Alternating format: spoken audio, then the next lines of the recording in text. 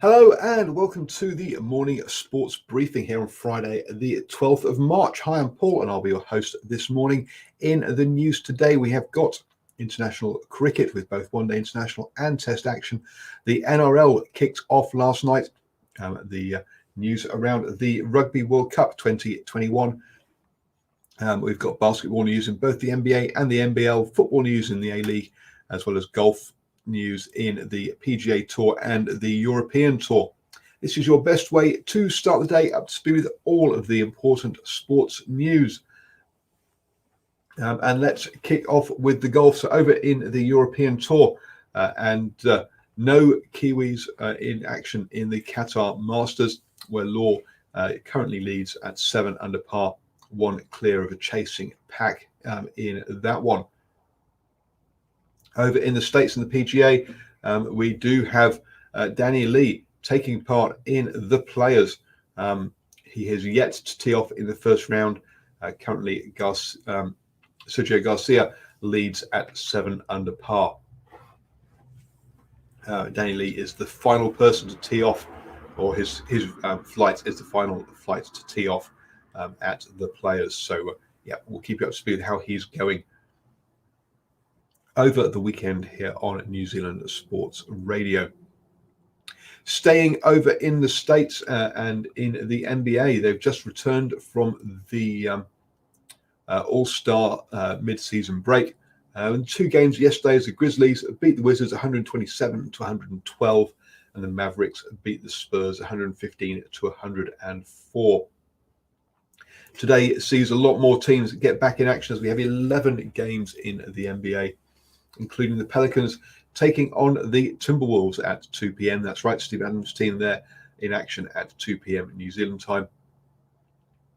Other key games, we'll see the 76ers take on the Bulls, the Suns take on the Trailblazers, and the Raptors take on the Hawks. So lots of action in the NBA today, and we'll bring up through all those results tomorrow. Sticking with the basketball and moving over to Australia, we had 2 games in the NBL with the Bullets beating the 36ers 109 to 104, and the Hawks beating the Kings 89 to 86. Both those sides. So both the Bullets and the Hawks adding more pressure at the top of the table. The Hawks now in 3rd and the Bullets in 4th in that one. The Breakers will be back in action today at 7 p.m. as they take on the Wildcats. In that one, Wildcats 2nd in the table, so a tough game for the Breakers down in 8th. And also that will be followed by the Taipans taking on the Southeast Melbourne Phoenix at 9:30 p.m. Staying in Australia for the A-League. And no games yesterday, but tonight Melbourne FC will take on Macarthur FC. That kickoff is at 9 p.m.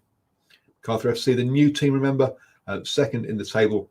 Melbourne FC down in, only in 5th, but with 2 games in hand. So they'll be looking at climbing up that table, putting more pressure on the Central Coast Mariners at the top there. Back here in New Zealand, staying actually, stay over there in Australia, as we had NRL action yesterday with the Storm taking on the Rabbitohs. The Rabbitohs have never beaten the Storm in Melbourne, and that run continued as the Storm won 26 to 18 in that one, getting to kick off their season in style there. And you can obviously catch up on that and all of the first round action on the Standoff show. That'll be on Wednesdays at 8 p.m. here on New Zealand Sports Radio. That is followed at 9 p.m. on Wednesday evenings with the Knicks newsletter, because the Wellington Phoenix will be in action on Monday evening against Western Sydney Wanderers at 9 p.m. So get your NRL and your A-League fix on Wednesday evening. Over in the rugby and the Rugby World Cup postponement from 2021 to 2022 here in New Zealand has been ratified by World Rugby. I think we all knew, well, it was pretty obvious that was what was going to happen after the recommendation was leaked last week. Still no news from New Zealand Rugby as to what that means for the women's game here in New Zealand. We have no updates on what the Black Caps will be up to, if that means any changes to the Farah Palmer Cup or anything like that. So that's still radio silence. Dates for the tournament in 2022 are yet to be released. A under-20s men's competition at the Super Rugby level has been announced for Taupo. This is to help with the development of the under-20s side who have struggled in the Junior Rugby World Championship over the last few seasons. So that will be taking place in Taupo. Finally, then on to the cricket. And yesterday, when we were talking, when we were live, the first one-day international between Sri Lanka and the West Indies was underway. Sri Lanka had posted 232 in their first innings. The West Indies went in to bat, and their opening batsman did really well. Evan Lewis scored 65 as part of an opening partnership of 143. Sai Hope went on to score 110 before getting out with Bravo and Mohammed, then seeing the West Indies home with 3 overs to spare. And they were scoring 236 for 2, so winning the opening one-day international by 8 wickets there. We also have test action over in the United Arab Emirates between Afghanistan and Zimbabwe. Afghanistan went in to bat first, scoring 545 for 4 declared. The top scoring for them was Shahidi with 200 not out. The captain, Afghan, scored 164 as well. The Zimbabwe would have thought they were in a good position, taking Ahmed early and then also Ramit Shah didn't last very long, meaning that Afghanistan reduced to 2 for 56 before the rebuild started to happen.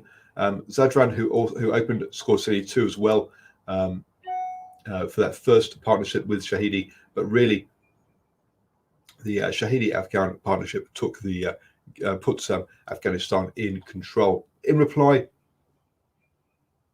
Zimbabwe are 50 for no loss at the end of the opening day. So I mean that's all been happening at the end of the second day. So that's all been happening very quickly there, and Zimbabwe looking to save the match already. You have now started the day the best way up to with all the important sports news. The weekend is almost here, folks. Hope you have had a wonderful week. And don't forget Super Rugby action this evening over in Australia. We have the Western Force against the Rebels. What a grudge match that is, when these two teams the Western Force got ejected from Super Rugby in favour with the Rebels getting the other team that could have gone, but the Rebels stuck around. So yes, this is a grudge match between these two, and should be a cracking game. That kick-off is at 10:45. Have a wonderful day, everybody, and I'll be back here tomorrow at 7 a.m. with the morning sports briefing.